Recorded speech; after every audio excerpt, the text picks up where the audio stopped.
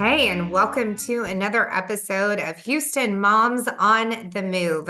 This is a series designed and produced by Houston Moms to bring you some amazing, dynamic women and moms who are doing big things in and around our community, but also big things in their home lives.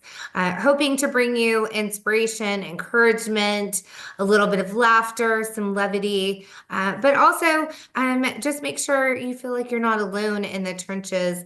That can be this very lonely journey called motherhood. I am thrilled today to have our guest, Jenn Pinkerton. She is the owner, therapist, psychotherapist with Pinkerton Therapy, which y'all specialize in intimacy and relationship therapy. Is that right, Jenn? Well, I personally do. I'm personally a relationship and sex therapist, and I work with any sort of connection, whether it's with parents and children, whether it's with people in a relationship, whether it's with parent-child dynamics, fathers and daughters, etc. But I do have a team of therapists that work here as well at Pinkerton Psychotherapy, and so there is someone to address anybody's particular presenting concerns. We have someone for everybody. I love that. And Jenn is also a mom of four. They come from a blended family. Tell us a little bit about your family. Absolutely. So I have two in college. One is graduating in May, which is so unbelievably exciting. One's at University of Alabama. The other one's at University of Oklahoma. They both left Texas, and then I have two here in Memorial at Memorial High School, and they are freshmen and a junior. So we have a little bit of a stair-stepped age with all of them, and they're all really close, and it's wonderful. Oh, that's so fun. Before we started, I didn't know that you had I'm an LSU girl, so the OU and Bama kind of hits a little bit. I know. I know. Especially the Bama, but that's awesome. Well, I went to You Ole Miss. see, I thought somebody was going to go to Ole Miss, but nobody did. So. see, and I was hoping my girl was going to be my legacy to LSU, and I'm not sure that's going to happen. Yeah, neither one of my daughters even went the sorority I was in either. So they've all paved their own way, which is a wonderful thing. But I was secretly hoping that I would get to share that with them. But they all had their own ideas, which is great too. Isn't that the goal? I mean, to kind of for them to do their own thing. What sorority were you? I was a Pi Phi, and one Okay. daughter's a Tri Delt, one daughter's a Chi Omega. So everybody's different. Delta Love. I was a tried out. So, I've enjoyed really watching them, choose their own path. I think that's something that's so important about parenting is, when you're able to let go and look at those years of, okay, we've done our job, we've established, some basic foundations with our children, and we hope that they will go off and fly the nest, so to speak, and be able to have that differentiation of who they are from their family unit and to, forge their own way. And it's a really exciting time. yeah, absolutely. Well, we love hearing from moms who have the grown and flowns because, it gives us hope that they're going to be okay. The kids are going to be okay. So can you share a little bit about your motherhood journey? I mean, obviously you are a very busy mom owner. You have a podcast, you're Yes. doing a lot of things. Can you share what that looked like, maybe especially in the early years? Sure. I ended up going back to grad school later in life to be a therapist. And for many years when my kids were younger, I was writing. I've always been a writer. And I wrote about relationships and I wrote about things that I had worked on in therapy, things that I felt like were really applicable to life as a mom and the challenges and things we go through. And then I decided to go back to grad school, really just to get some credentials to command more for writing. And when I got there, I realized how much I loved the art and the act of holding space for somebody else. It's such a privilege and an honor to share somebody's story with them and to really be able to help them work through things. And so I pivoted and did that, and I've loved that. And it's interesting, being a therapist and having kids.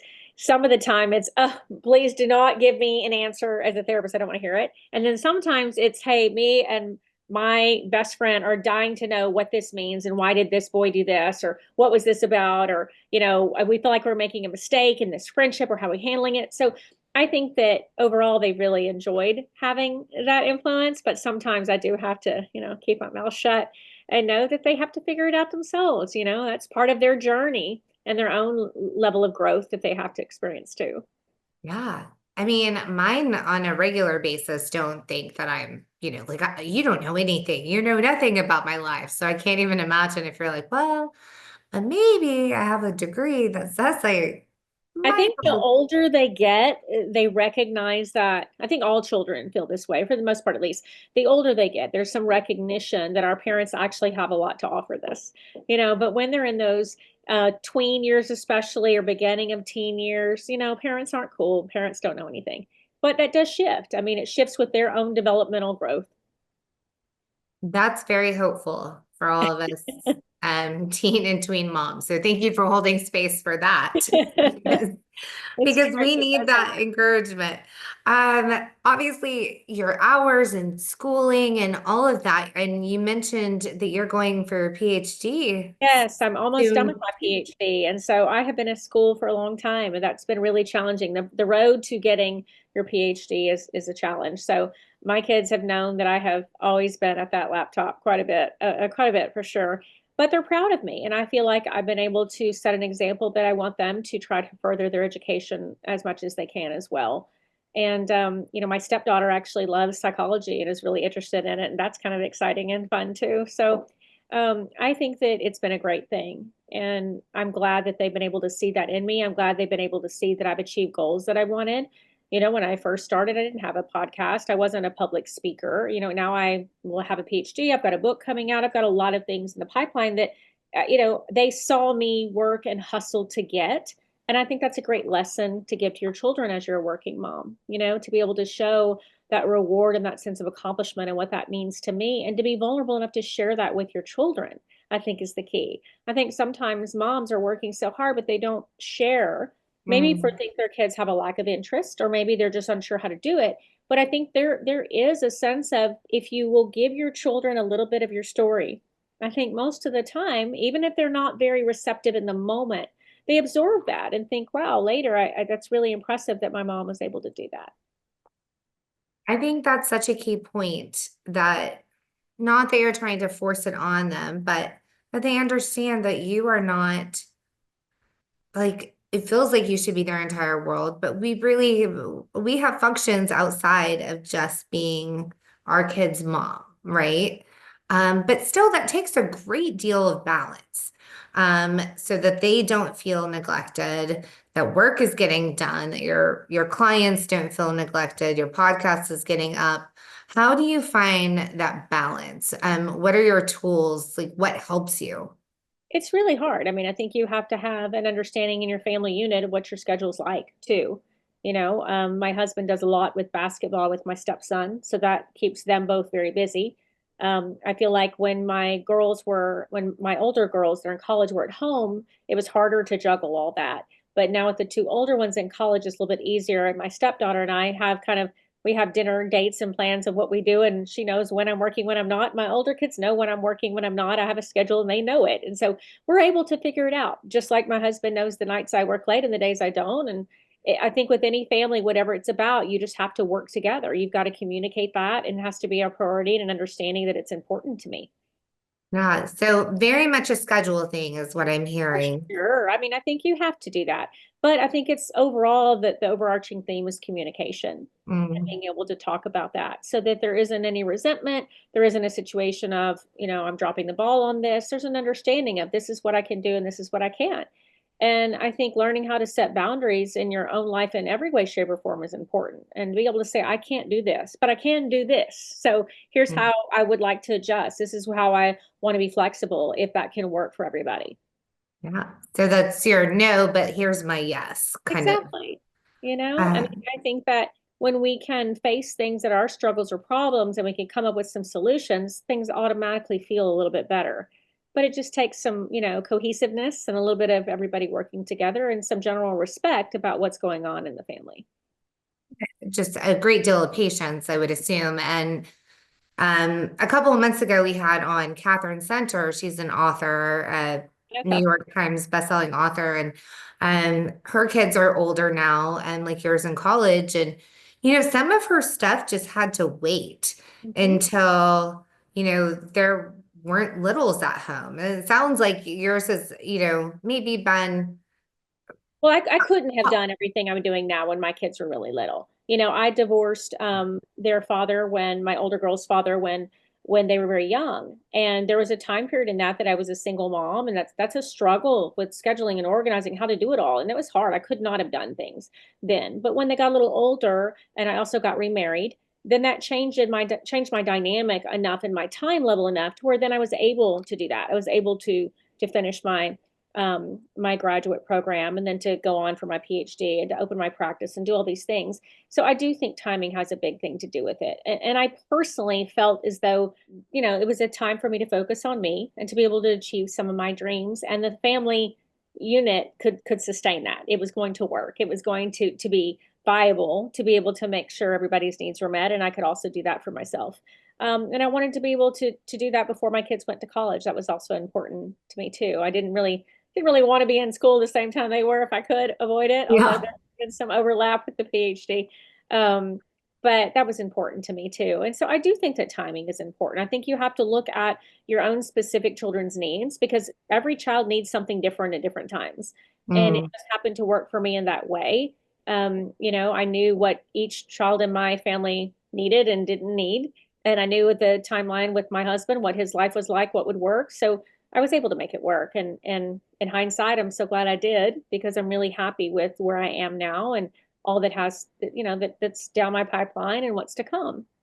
Yeah, no, it's super exciting. And it's kind of nice to know. I think a lot of times when we're moms, we're just like, we're focused on the here and now. Mhm. It feels very like, okay, I'm just surviving to another day, to get through the next week and the next spirit week and all of those things. And I think sometimes we lose sight of what we actually want. How did you keep that in focus? It was pretty simple for me because I've always been a writer. And so I knew originally that's what I was doing.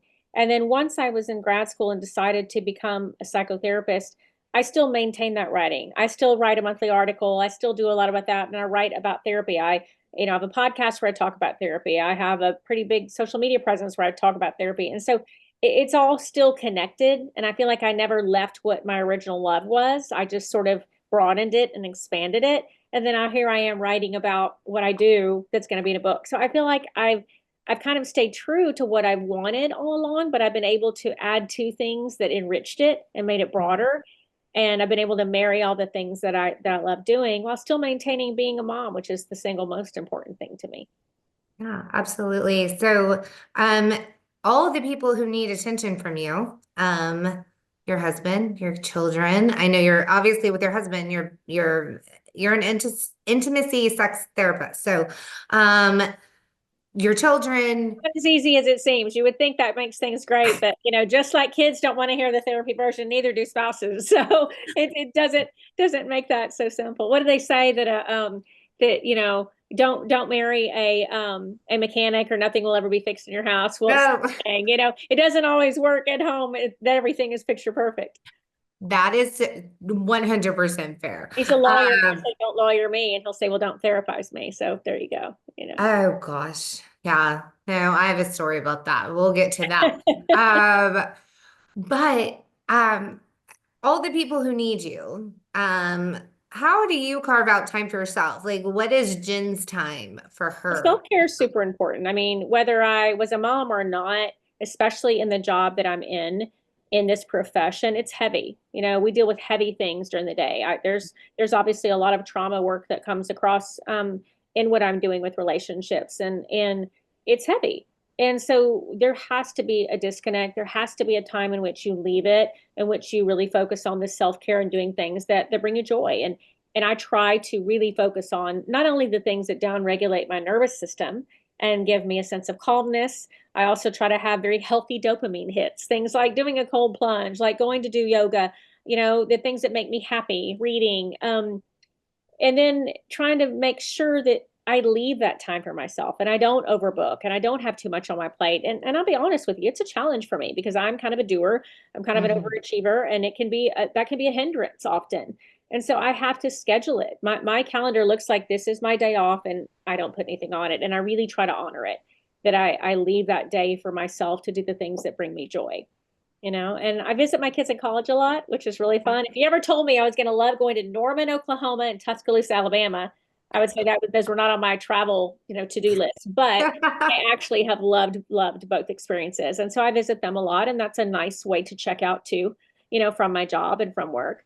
Um, Yeah. we travel as a family too with all the kids, but I think that it's not about the big things. It's not about the trips and the travel. It's about being able to say consistently, I need to go do this because it makes me feel good. I want to go lay in, like during this holiday, lay in front of the fire and read a book and be with my cats and do nothing, or to be able to say, I'm going to go do a cold plunge. I'm going to go to yoga.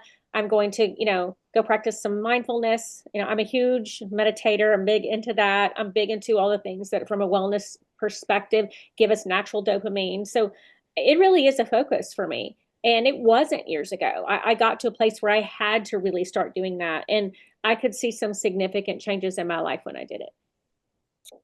What changed for you?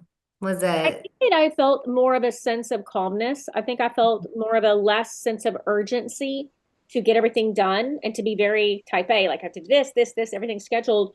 I feel like I can say now easily, I mean, I just do say I've had enough, I need a break.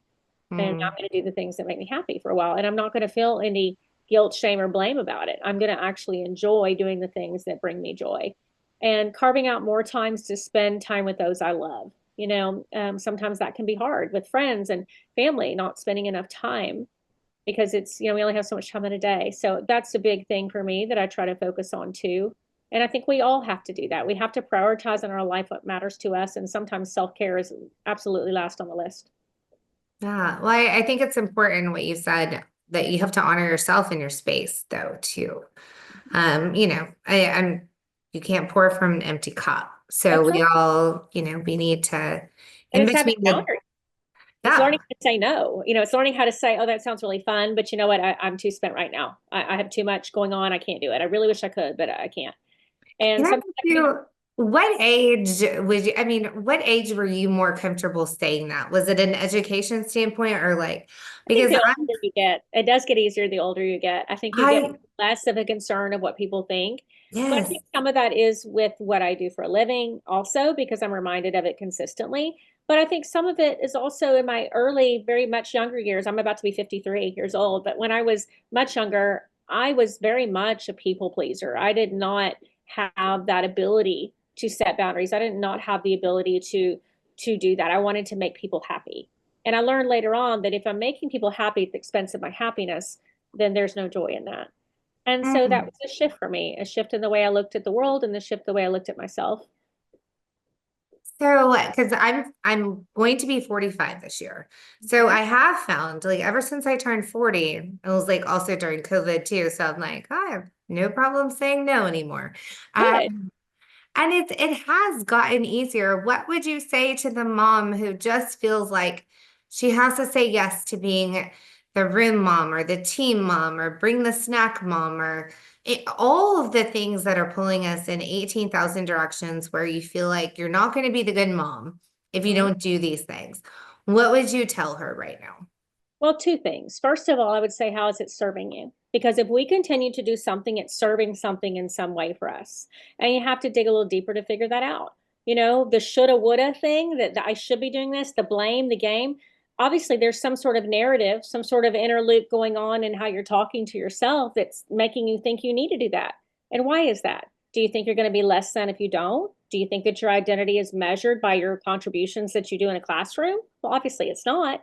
But I think we have to slow down. That's the biggest thing is slow down, take a pause, and try to think about why do I feel like this is something I need to do? And how does it serve me? How does it benefit me or anyone else? And is it benefiting other people at an expense of me?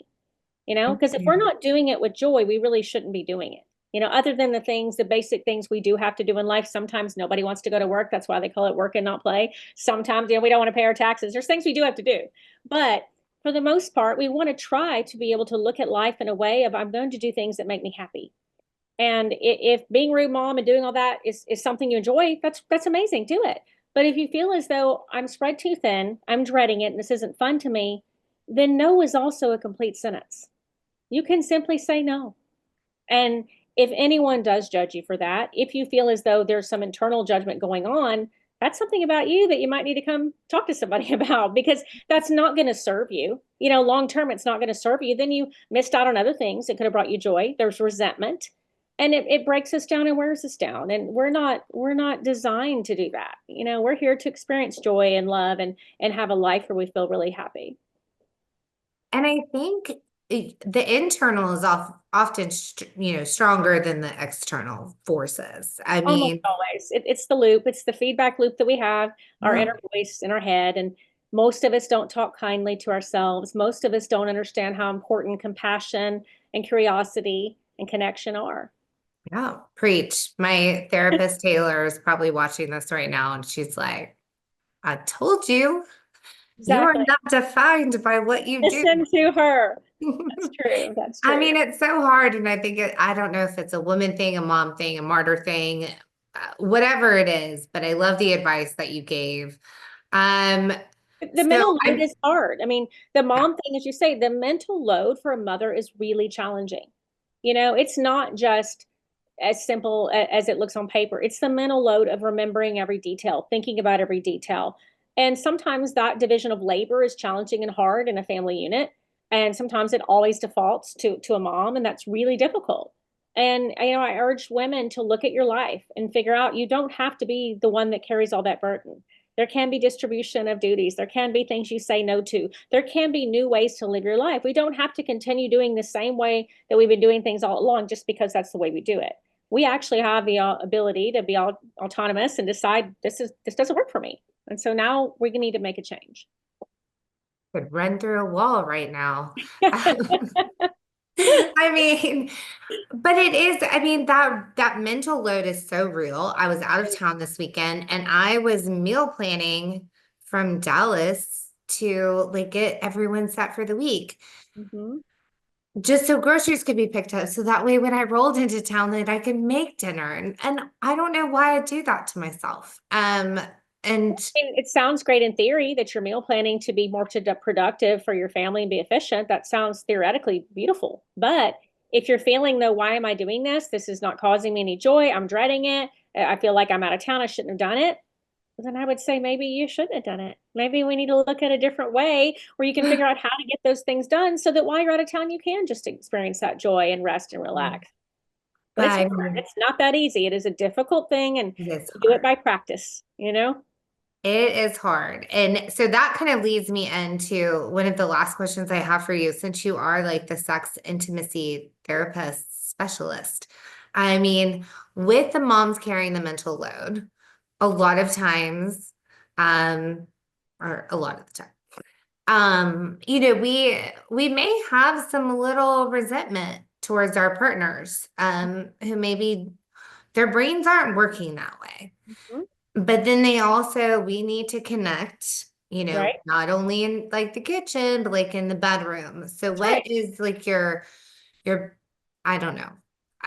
I know that's like an hour-long therapy No, session, I but can give you a short answer. I mean, what's quick advice for absolutely. how that can kind of turn that gear around? Right. You know, intimacy is important. Connection is important. And there's a reason that we fell in love with the person that we're with, and we have to remember what that is. And all these other things can get in the way. Um, Emotional connection is huge, and it can be a barrier to intimacy. If there is resentment, if there is a lack of connection outside of the bedroom, but magically there's supposed to be connection when you're in the bedroom, that creates a problem. Also, biologically, men have what is called spontaneous desire. They just feel desire. Women have what is called responsive desire. And we have to have more of a response based on other things. And so you have to look at the breakdown of the differences, you know, in people and what you're bringing to the table. And I think you have to have communication. You've got to talk about and be willing to be vulnerable enough to say, number one, get buy-in. Is this a good time? Can I have a few minutes to talk to you?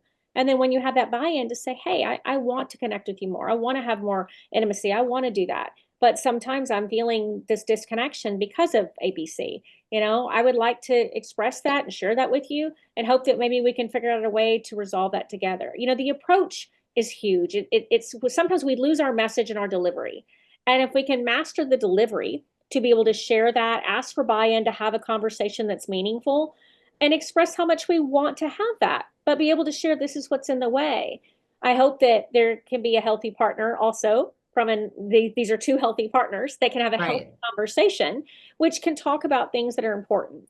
Because at the end of the day, everybody wants connection. We are, as humans, we want to love and be loved, and everybody wants that. And so if it's missing, there's a reason it's missing. And it's important to understand what that reason is. And I think it takes a little bit of work to get there, but it's important work to be done. I love the way you explain that with the spontaneity and how they kind of view things. So, and then also the timing. Like Right. And probably that was with in a kids, heterosexual couple that I was explaining because it's different for everybody. But in yeah, your specific example you gave, that's what I mean, it is it's usually lacking conversation because yeah. it's kind of like there's some resentment there. No one's really talking about it. It's not happening when everyone's frustrated, but no one's discussing why. And you have to actually get to the why because in order for there to be transformation, there has to be conversation.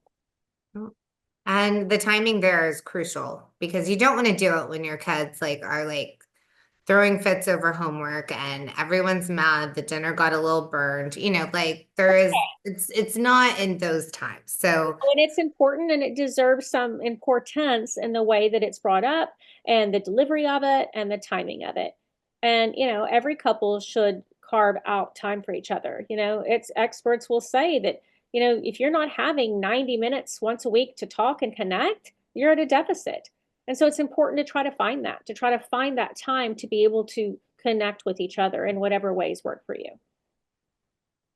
perfectly said. 90 minutes. That seems doable. I mean, It but then does, but a lot of people don't ever get that, because yeah, connection isn't yelling at each other across the table. It isn't, in the middle of disciplining children. That's not connection. Connection is when we feel as though we are hearing each other, we have an energy mm, flowing between the two of us, and we are into each other. yeah. Um, so from the moms out there who are listening, set aside that time. I think a lot of this, a lot of what we talked about, like it just is making your schedule your priority and Right. what that looks like for you. And that's Um, hard for neurodivergent people that are ADHD or are on the spectrum in some way. Sometimes it's really challenging to schedule. And so then that mm, makes it even harder. And a lot of people struggle with that attention span to be able to do that. And so that makes it even a more challenging thing. But it can be done. It just takes some executive functioning work. right. So they need to find someone like you, Absolutely. or a I'm happy partner to that help. they can talk to, because I mean you've done the thing. Um, we're gonna take a hard pivot Okay, into great. rapid fire questions. Love it. Bring it. This is gonna be like Houston centric stuff. Okay. So, favorite family friendly restaurant in Houston to go to? Oh, that's hard. It's so hard to pick just one. I would say Mhm. our family, we will either crave Mexican food or we're going to crave some sort of Asian food. So we will go to either Good Company Cantina or we'll Mm, go to either Ginger and Fork, which is this amazing restaurant. If you've not been, please go because it's so awesome. That has that, or sometimes Uptown Sushi. But we're either Mexican or Asian food every time. okay, perfect. Your favorite meal to make at home that everyone likes. You get zero complaints, no leftovers. It is my spaghetti. It's a specific recipe, and everybody will be home if I say I'm making it every time. And I'm not Italian, and it's not even this amazing homemade sauce. Like one of my very best friends is Italian, and she probably laughs at my sauce. But my kids love it. My husband loves it. Everybody, it's just one of those standbys, and everything that goes with it. They just know that's what we're gonna have, and everybody's there. I love it. We have spaghetti night here, and it's not like I don't know how to make spaghetti sauce. Like I'm a Southern girl, but they know the garlic bread's coming and the salad and all the things, and that's perfect. Exactly. Um, favorite place in Houston to go with your family? Um, I don't know that I can give you a favorite place. As I'm thinking about that, I feel like we're at home. Our favorite place to be all together is at home. I think with the ages everybody is, there's not like one thing we'll go do together because everybody has a different interest. Everybody has Yeah, different focuses. But I'll tell you that when we are at home, we try to maximize that. We try to spend time together doing things. And so I would truly just say being at home. oh, I love that. So your favorite thing to do in your own time? We talked about meditation, yoga. Any other A places you reader. like to get out and I'm a about huge to? reader. I like to learn and read, and my nose is probably always in a book, and kind of everybody knows that in the family that Jen will be reading. So What is your genre? What do I you? vacillate because sometimes it's obviously self-help in the industry I'm in. Sometimes it's memoirs because I like to learn about real people and real things. And, I'm also a sucker for just a good old mystery suspense. I mean, I'd like to have there be sex in it and somebody dies and there's some sort of, suspense thriller aspect. So I read a lot of that too. Yeah. Now we have some great lists, by the way, for people who are listening of suspense books and thrillers as well as romance that also can be spicy, spicy, if that's what you're I interested did in it. too. Yeah, I did a book challenge. I think it was last year. I think it was where I did 52 books for the year. So every week I would read a new one and talk about it. And then Mhm. it was burnout for a little bit because I was reading so much by this schedule I'd set for myself that then I took a break from reading. So then when I came back to it, I was really enjoying it again. Yeah. I think we all kind of as readers, we go through those like ebbs and flows and Absolutely. sometimes like my mental capacity isn't there for Right. a certain type of book.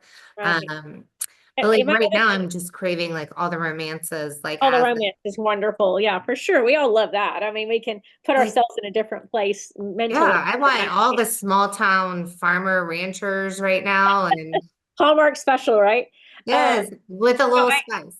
I also I'm very creative. I'm a creative spirit. And so I'm an artist. Also, I make art that's got a lot of therapy sayings and therapy musings. And I do a lot of painting, and that brings me joy. And I did not embrace that until later in life, too, because I've always done it. I would paint things for my friends as gifts. I would paint things in my home. And then I started really creating things, mirrored art and other things. And it took me a while to have a confidence level to do that. At first, it just brought me joy. And now I look at it and think, whether I don't care if anybody likes it or not, I love it. And that took a place for me to get to. And so I encourage people to find that hobby or embrace something different that may not be just your typical, something that you maybe have never tried before. I have a best friend who just started dancing for fun, started going to, hip hop classes, and now she's loving it. It's awkward sometimes to do something that we think we might not be good at, but it's such a growth opportunity for us to step into something different. And I think it can be really exciting and it shakes things up a bit. I love that. I saw your Instagram page earlier, and so we'll make sure to drop that in the Okay, comments, great. Thank so you. people can go and take a look. I think that's really awesome. And Thank you. at this point, like, what do we have to lose? Like Exactly. if we try it and it doesn't work out, okay, like you But we didn't learn invest. something. We learn something from everything we do in life, whether Yeah. it is, quote, a success or a failure, however you want to look at life.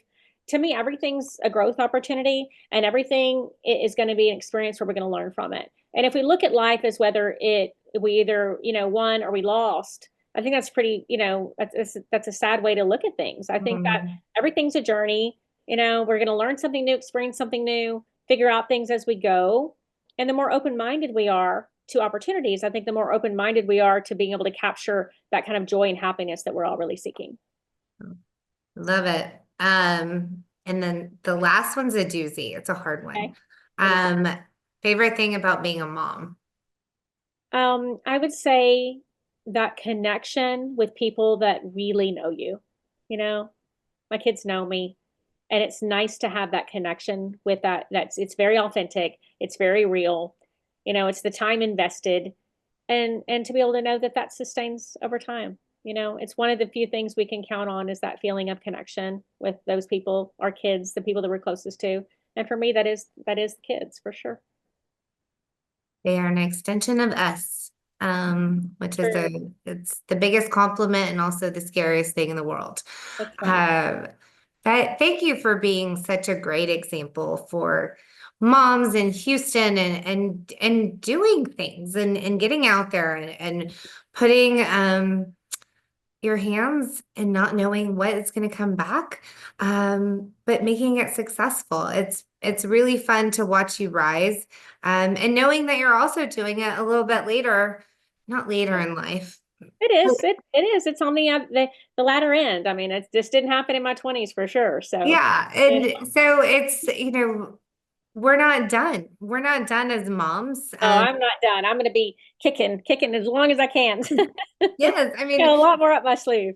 absolutely. And so, and we can't wait to see what comes of that. And so for everyone listening or watching, we're going to put all of Jenn's social links in the comments so you can go connect with her.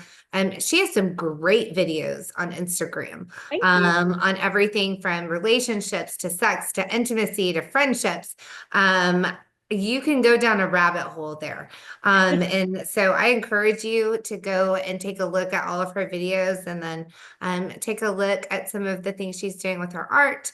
And then we also, I think this would be a good time to encourage people that if you think you might need to talk to somebody or need a therapist in your life, Jenn is obviously great when she has a whole practice, she can refer you out, but in general, in your area, maybe this is your prompting being like, it's perhaps time to talk to somebody. Because I know I even feel a little bit lighter having talked to you today. Oh, So I love hearing that. That's thank wonderful. Thank you. thank you for that. And thank you so much for joining us. We will be back next month with another issue of Houston Moms on the Move, profiling another high impact woman around Houston. We can't wait to see you then. Take care. Thank you.